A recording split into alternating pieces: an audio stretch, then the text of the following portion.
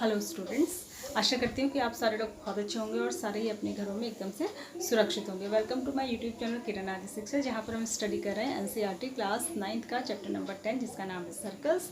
उसकी मैं 2 एक्सरसाइजेज आपको बता चुकी हूँ और आज हम 3rd एक्सरसाइज को पढ़ेंगे। लेकिन उससे पहले जो है उसकी 2 थ्योरम्स है वो भी हम पढ़ेंगे। इससे पहले मैं आपको बता दूँ कि यहाँ पर आपको सारी ही प्रीवियस चैप्टर्स की वीडियोज़ मिल जाएंगी और सर्कल की भी प्रीवियस वीडियोज़ मिल जाएंगी। अगर आपने नहीं देखी हैं तो आप जो है पहले चैनल को सब्सक्राइब करिए। वहाँ पर मैंने 9th क्लास की एक अलग से प्लेलिस्ट बना रखी जिससे कि आपको ढूंढने की ज़रूरत नहीं पड़ेगी।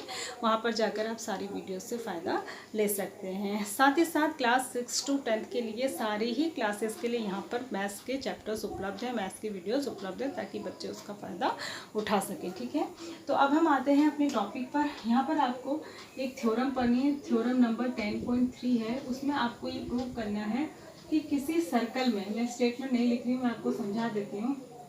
अगर एक कोई कॉर्ड है, ठीक है, कॉर्ड है ए बी, अगर सेंटर से एक ऐसी लाइन खींची जाती है जो इसको बाइसेक्ट करती है तो वो परपेंडिकुलर होती है। मतलब हमको ये प्रूव करना है कि ये एंगल जो है 90 होगा, ऐसा प्रूव करना है। ठीक है,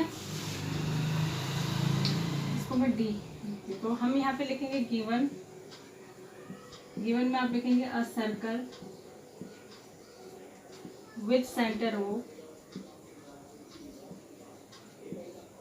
O where AB is a chord and OD is its bisector, मतलब जो इसको आधा आधा कर रहा है। टू प्रूव क्या करना है? प्रूव करना है आपको कि ये परपेंडिकुलर है। Angle ODA equals to angle ODB is equals to 90 degree होगा, ऐसा प्रूव करना है। प्रूफ में क्या लिखेंगे आप? इस दोनों ट्रायंगल में लेंगे, in triangle ODA and triangle ODB में ले लेंगे आप। ODA और ODB में देखिए OA इक्वल्स टू OB है, radii of the same circle. ठीक है, एक ही सर्कल की रेडियाइज हैं, radii of the same circle. ठीक है, OD equals to OD common है। ठीक है, और AD इक्वल्स टू BD ये खुद कह रहा है कि ये बाइसेक्ट कर रही है तो दोनों बराबर होंगे। ठीक है, ये गिवन है। तो क्या हो गया? बाय SSS प्रॉपर्टी से क्या हो जाएगा?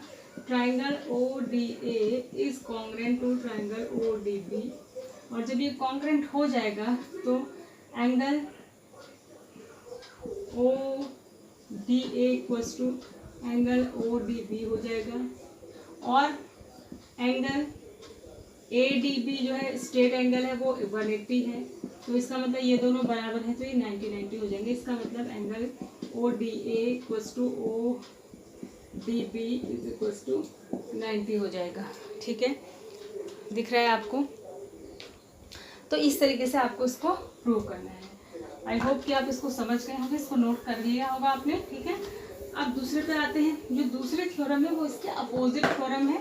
ठीक है, 10.4 वहाँ पर देख लीजिएगा 10.3 में क्या दिया और 10.4 में, मतलब एक दूसरे के अपोजिट है दोनों। वहाँ पर आपको क्या करना है?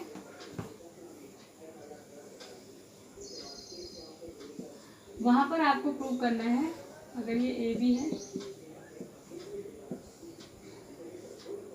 तो यहाँ पर ये परपेंडिकुलर दिया है और आपको ये बाइसेक्टर इसको प्रूव करना है। ठीक है, आपको ये प्रूव करना है this is equals to this. तो आप गिवन लिखेंगे, गिवन में आप लिखेंगे क्या गिवन है आपको? A circle with centre O and chord AB where OD is perpendicular to AB। ठीक है, इतना आपको गिवन है। प्रूव क्या करना है आपको? टू प्रूव आपको करना है AD इक्वल्स टू BD। ठीक है, ये बाइसेक्टर है यानी कि ये दोनों बराबर हैं। प्रूफ में क्या लिखेंगे, सेम वही करेंगे आप। In triangle ODA and ODB, triangle ODA और ODB में आप क्या लेंगे, सेम चीज़ आप लेंगे। OA equals to OB, radii of same circle, एक ही सर्कल की जितनी भी रेडियस होती है इक्वल होती हैं। ठीक है, OD equals to OD common,